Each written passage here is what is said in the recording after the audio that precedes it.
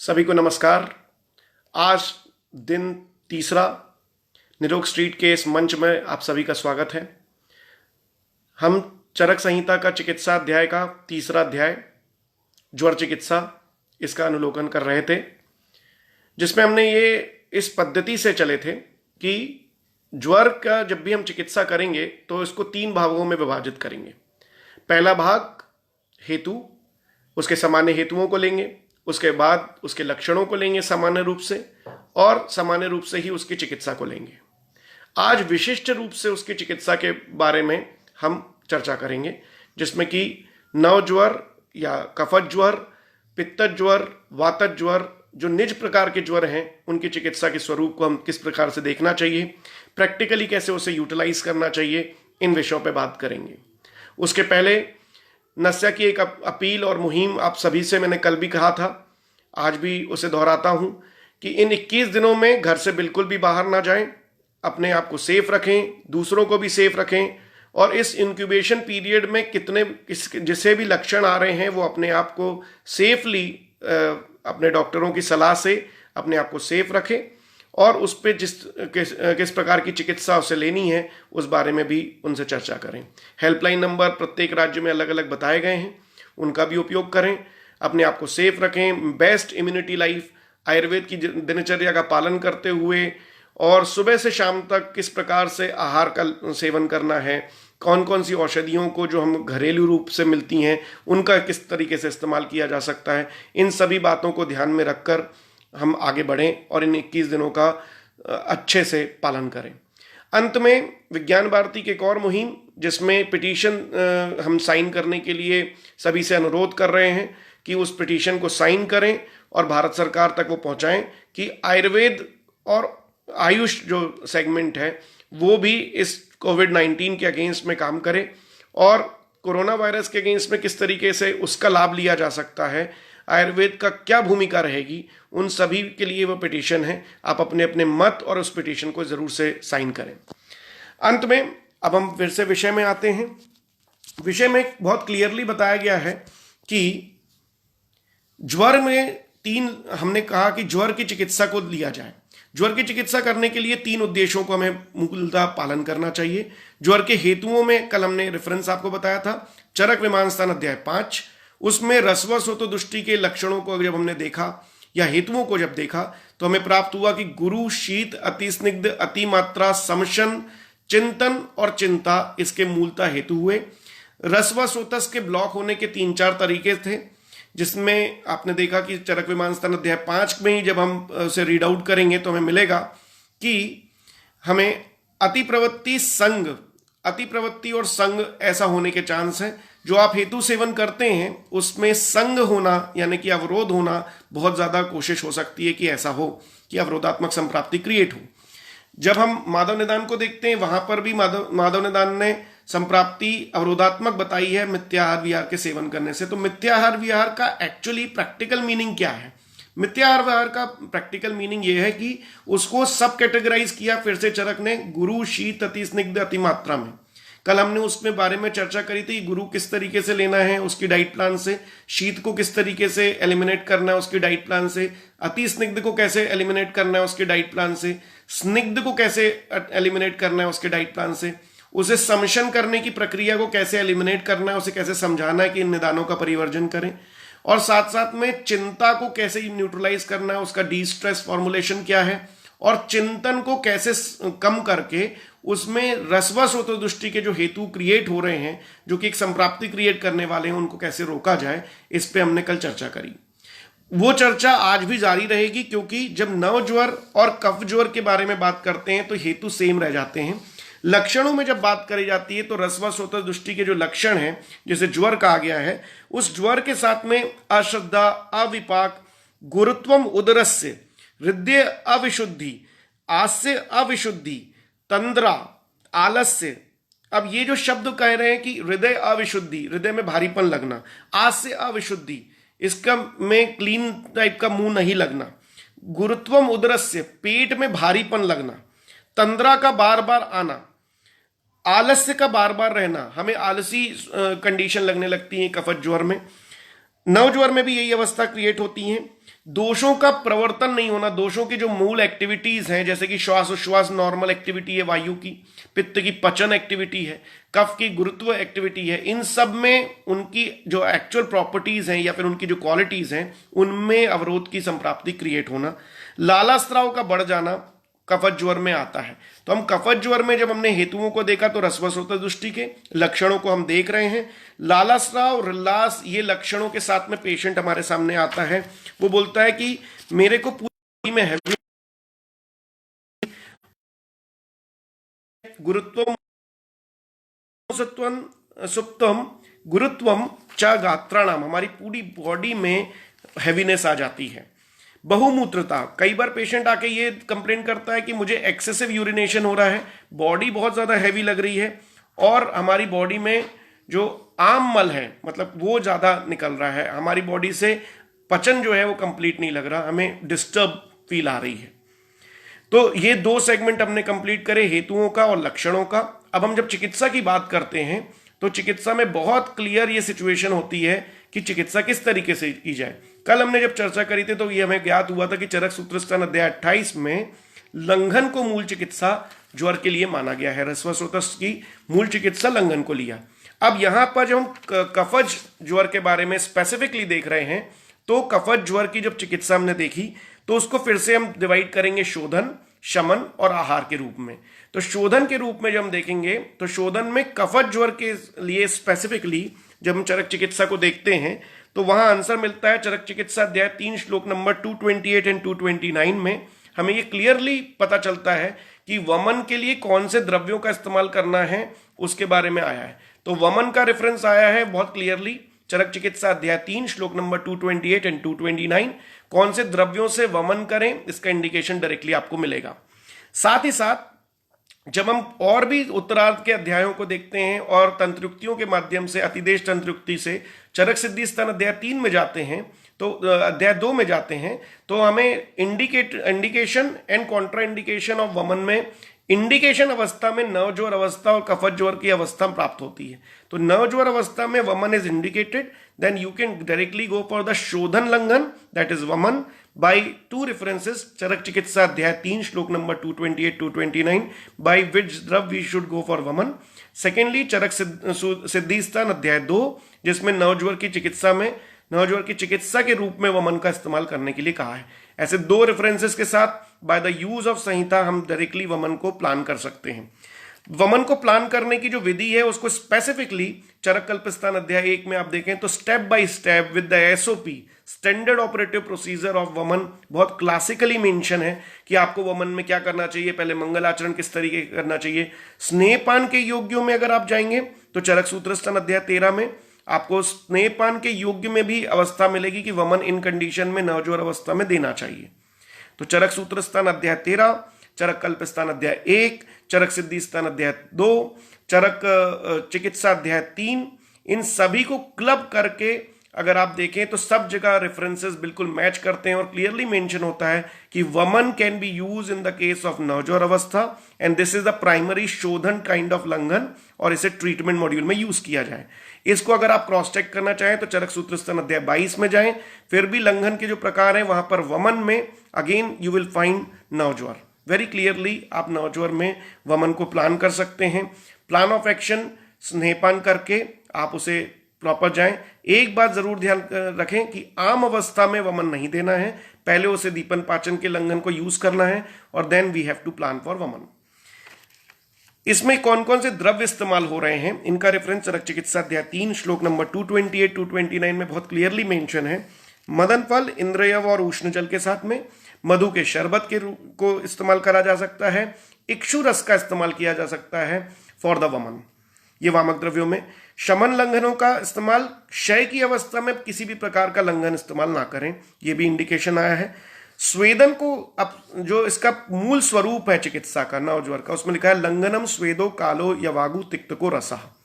तो लंघन में हमने दो डिवीजन किए, शोधन लंघन, शमन लंघन। शोधन लंघन का रेफरेंस हमने वमन के रूप में लिया, उसका इस्तेमाल हमने किया। शमन लंघन में बहुत क्लियरली है दीपन पाचन औषधियों का इस्तेमाल करना है।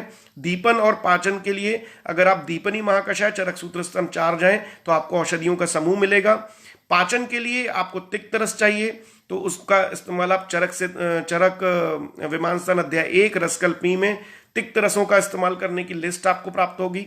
आप उन दोनों का यूटिलाइजेशन कर सकते हैं and you can go directly for the deepana and pachana by these two drugs, है ना। इस तरीके से जो ड्रग लिस्ट है उसका इस्तेमाल करें। साथ ही साथ स्वेदन का जब हम रेफरेंस देखते हैं तो स्वेदन का रेफरेंस है चरक सूत्रस्थान अध्याय 14। क्लियरली 25वें और 26वें में वहां रुक्ष स्वेद करने के लिए कहा गया है, तो यहां रुक्ष स्वेदों का इस्तेमाल करते हुए हम नवज्वर में इसका इस्तेमाल करें, रुक्ष द्रव्यों का पालन करें। अगेन द रेफरेंसेस चरक सूत्रस्थान अध्याय 14 श्लोक नंबर 25, 26, यहां पर रुक्ष स्वेदों का इस्तेमाल करें। काल का मतलब इन्होंने बताया है कि 10 दिनों तक आप इन सब चीजों में लंघन का इस्तेमाल करते हुए इसका लाभ लें। चरक चिकित्सा अध्याय 3 श्लोक नंबर 165, चरक चिकित्सा अध्याय 3 श्लोक नंबर 165 क्लियरली काल के बारे में बताया कि आप 10 दिनों तक पाचन का इस्तेमाल करें और दीपन पाचन और वमन का प्लान करते हुए उसका शोधन और लंघन का प्रयोग करें।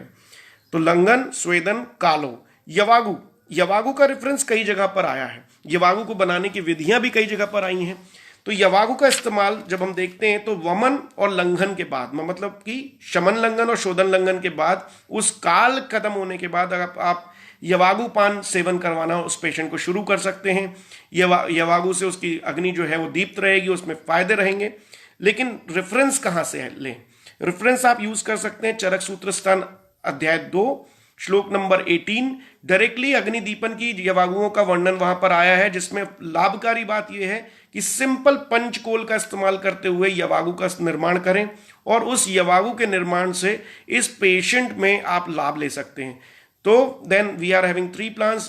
पहले आप वमन करवाएं, फिर लंघन का इस्तेमाल करें, इमीडिएटली उसको कितने दिनों तक स्वेदन देना है, उस स्वेदन का लाभ लेने के बाद आप 10 दिनों के इस पीरियड के बाद आप यवागु सेवन भी चालू कर सकते हैं और पैरेलली भी after vamana and langhana you can start the yavagu. यवागु के सेवन में आपको षडूषण पंचकोल का इस्तेमाल आपके लिए लाभकारी रहेगा। ये कब तक करें, ये आपको ध्यान रखना है, कब तक यूज करना है? जब तक ज्वर के लक्षण मृदु, मतलब कि कम ना हो जाए। ज्वर के लक्षणों को हमने कल भी देखा था कि देह के रूप में देखें, इंद्रियों के रूप में देखें और मन के रूप में देखें। इन सभी में मूल रूप से संताप अगर मृदुता ले ले तो आपको वहां तक यवागु का सेवन करना चाहिए। एक्सेप्शनली मदात्य से उत्पन्न वाले ज्वर में बिल्कुल भी यवागुओं का इस्तेमाल ना करें। ग्रीष्म ऋतु में यवागुओं का इस्तेमाल कम करें। ये दोनों चीजें, और ऊर्ध्व रक्तपित्त के साथ अगर ज्वर लक्षण क्रिएट हुए हैं तब भी यवागु का इस्तेमाल ना करें।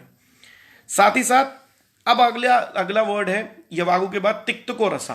तिक्त रस कहां से यूज करें? तो रेफरेंसेस चरक विमानस्थान अध्याय 1 तिक्त स्कंद के औषधियों का वहां से डायरेक्टली आप यूज कर सकते हैं।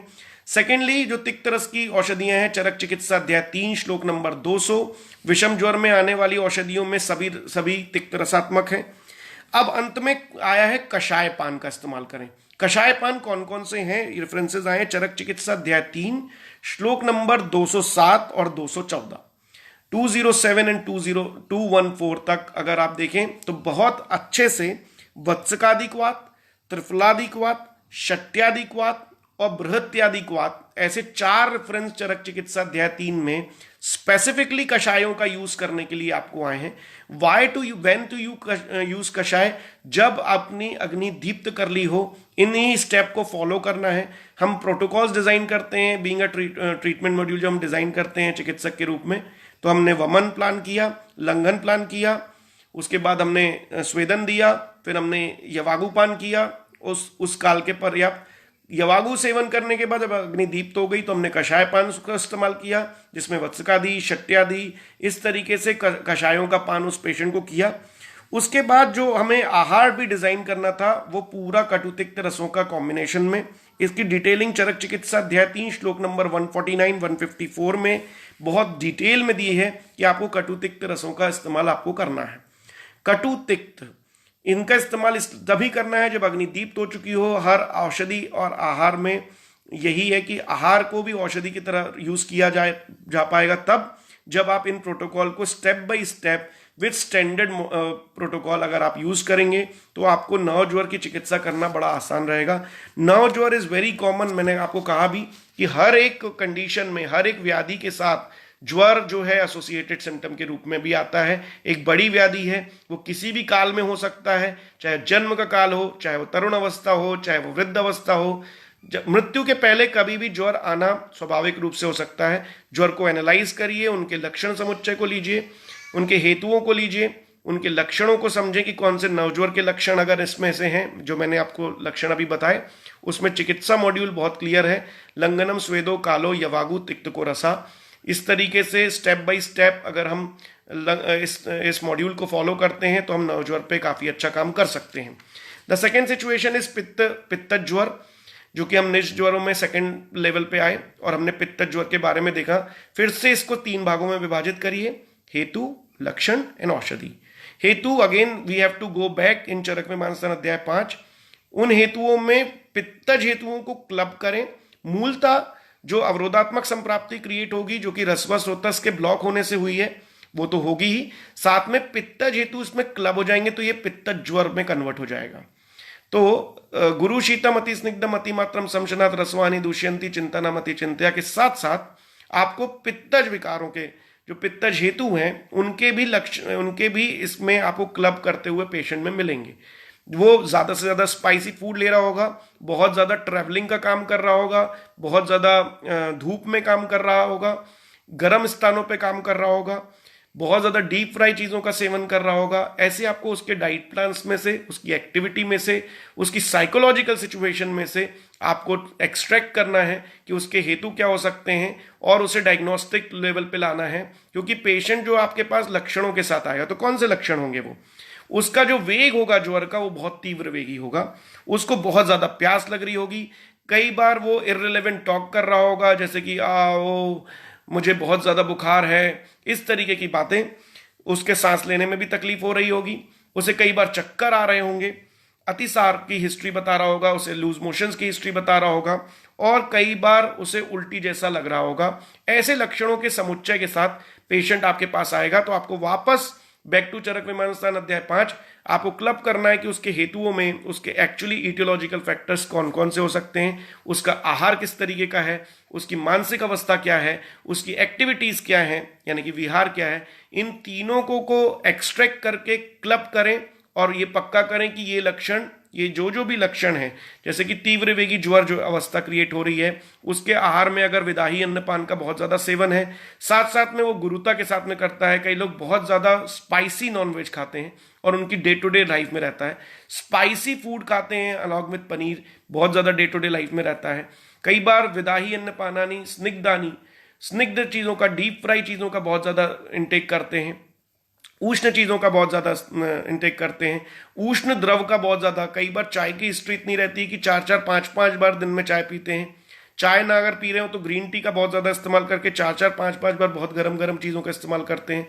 सूप्स का एक्सेसिव इंटेक करते हैं। देखिए, एक्सेसिव इंटेक भी प्रॉब्लमेटिक है। कुछ मात्रा में यूज़ करना और बहुत मात्रा में यूज़ करना, अगर बहुत मात्रा में यूज़ करके उसे ये लक्षण आ रहे हैं तो वो इसका हेतु बन चुके हैं। तो इन हेतुओं को क्लब करिए उनके लक्षणों के साथ और उसके बाद उसका चिकित्सा स्वरूप सोचिए। दिस HLA ट्राइंगल, हेतु, लक्षण एंड औषधि, is going to help you in your clinical practice. अब फिर से हम चिकित्सा में आते हैं। द डिवीजन इज अगेन शोधन, शमन एंड आहार। शोधन में फिर से हमें डिवाइड करना है कि शोधन लंघन का प्रकार ही होना चाहिए, क्योंकि रसवा स्रोतस दृष्टि इसमें प्राइमरली है। तो प्राइमरी बेसिस पे हमें ये जानना चाहिए कि शोधन लंघन कौन सा होगा। तो शोधन लंघन, जैसे कि बताया कि विरेचन का इस्तेमाल करना है। विरेचन का रेफरेंस जो यहां पर आया चरक चिकित्सा अध्याय 3 श्लोक नंबर 231, इसमें बहुत क्लियरली मेंशन है कि हमें विरेचन किन किन द्रव्यों से करना चाहिए। मुनक्के का सिंपल ड्रग्स यूज करें, मुनक्का और आंवले का स्वरस को यूज करें, अमलतास और दूध को यूज करें, मुनक्का और हरितकी का यूज करें। सिंपल इन ड्रग्स के माध्यम से आप उसे विरेचन प्लान कर सकते हैं। विरेचन प्लान करने से पहले हम देखें कि उसमें आम अवस्था तो नहीं है। स्नेहपान करवाएं, स्नेहपान करने से पहले उसे दीपन पाचन दें। दीपन पाचन के लिए अगेन मैंने आपको रेफरेंस बताया, 2 तरीके से आप मेडिसिन को क्लब कर सकते हैं। चरक सूत्र स्थान अध्याय 4 महाकषाय में दीपनी महाकषाय की मेडिसिन से दीपन दे सकते हैं, या फिर आप जाएं तो चरक विमान स्थान अध्याय 1, वहां पर तिक्त स्कंद की औषधियों से भी आप उसका इस्तेमाल करके उसे दीपन पाचन में ले सकते हैं। आफ्टर दिस, दीपन पाचन करने के बाद उसे स्नेहपान प्लान करें, चरक सूत्र स्थान अध्याय 13। स्नेहपान की विधि में बहुत क्लियरली मेंशन है, आम अवस्था में स्नेहपान नहीं दें, आम अवस्था कंप्लीट होने के बाद उसका स्नेहपान मॉड्यूल दें।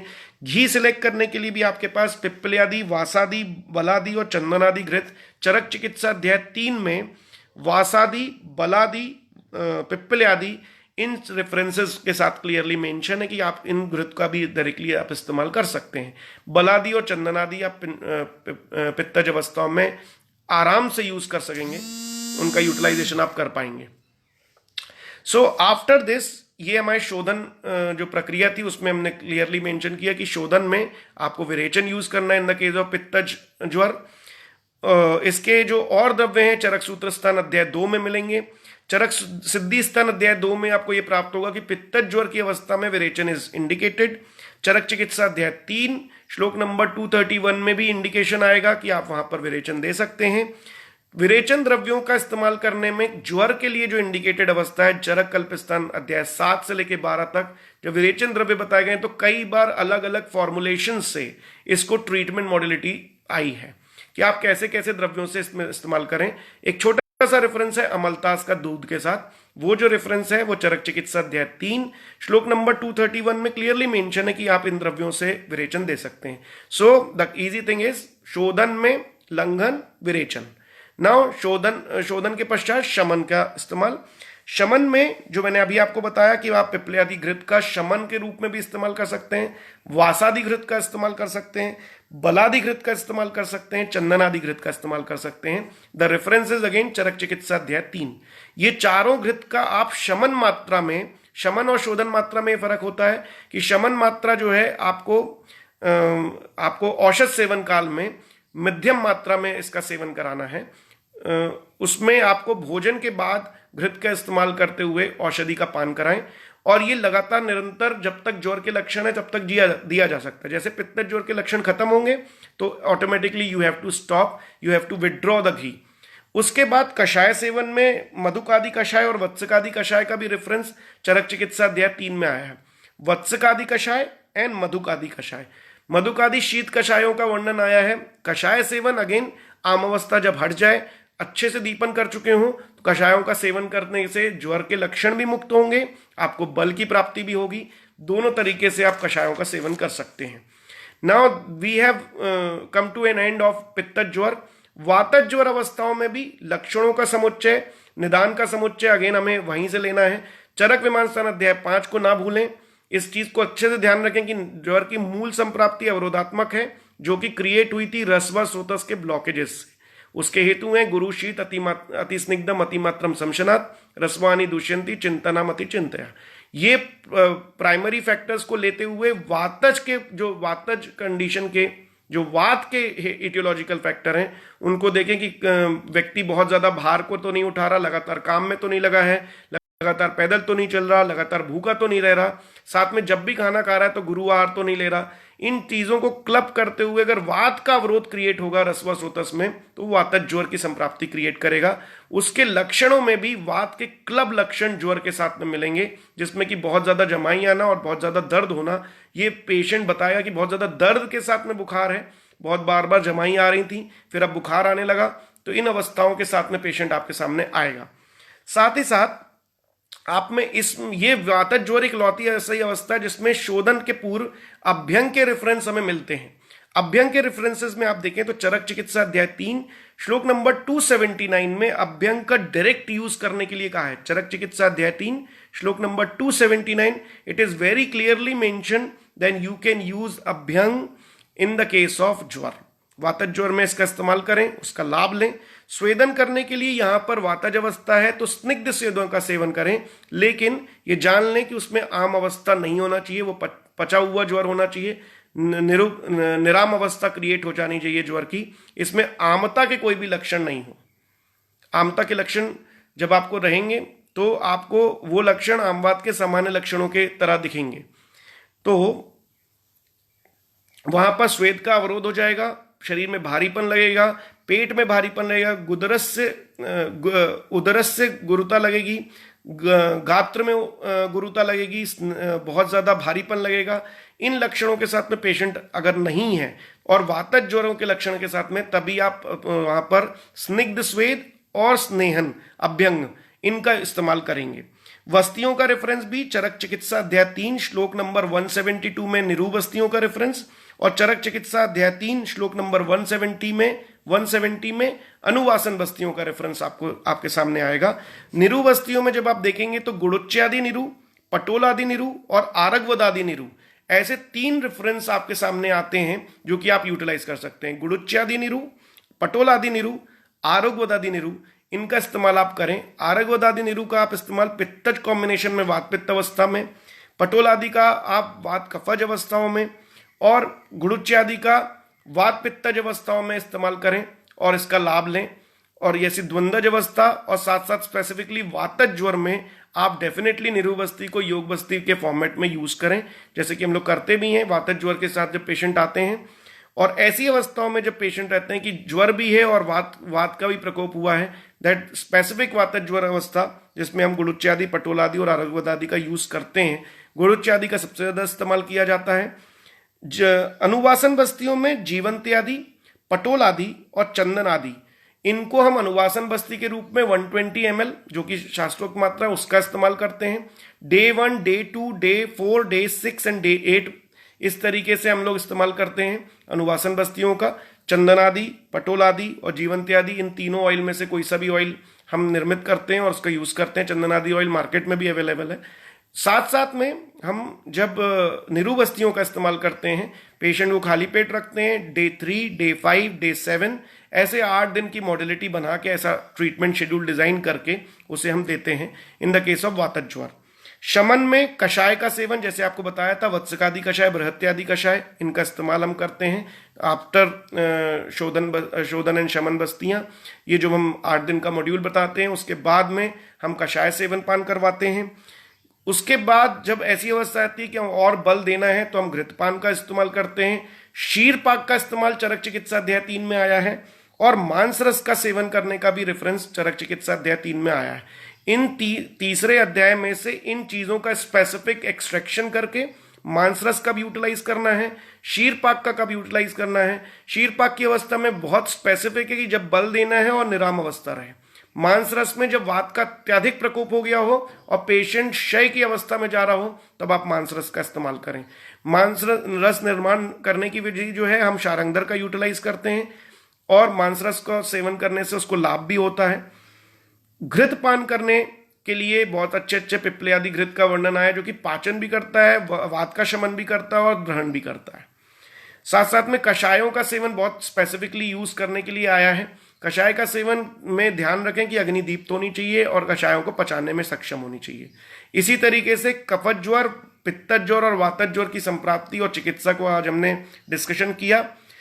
सेफ रहें, घर में अपने पूरे 21 दिनों का इस्तेमाल करें, आयुर्वेद दिनचर्या का पालन करें, आयुर्वेद का लाभ लें, दूसरों को भी उससे लाभ करवाएं। सोशल मीडिया का इस्तेमाल करते हुए प्रत्येक व्यक्ति को आयुर्वेद दिनचर्या किस तरीके से पालन करनी चाहिए, उसके इस्तेमाल से आप ज्वर में और अन्य जो लक्षण उनको क्रिएट हो रहे हैं उसको भी दूर कर सकते हैं। इन सभी आशाओं के साथ ही साथ अगर आप वैद्य बन रहे हैं या वैद्य बन चुके हैं तो अपने वैद्य धर्म का पालन करते हुए संपूर्ण जन सामान्य की सहायता करें, और उसे सोशल मीडिया के थ्रू ये मैसेज जरूर दें कि कृपया घर से बाहर ना निकलें। इस इंक्यूबेशन पीरियड में अगर आपने अपने राष्ट्र के सहयोग किया तो ये एक बहुत बड़ा सहयोग होगा। और साथ ही साथ पिटीशन को साइन करके आयुर्वेद पद्धति को के माध्यम से इस महामारी में जो भी काम हो सकता है उस लाभ के लिए आपका सहयोग अत्यंत आवश्यक है। सादर धन्यवाद। जय हिंद, जय भारत, जय आयुर्वेद।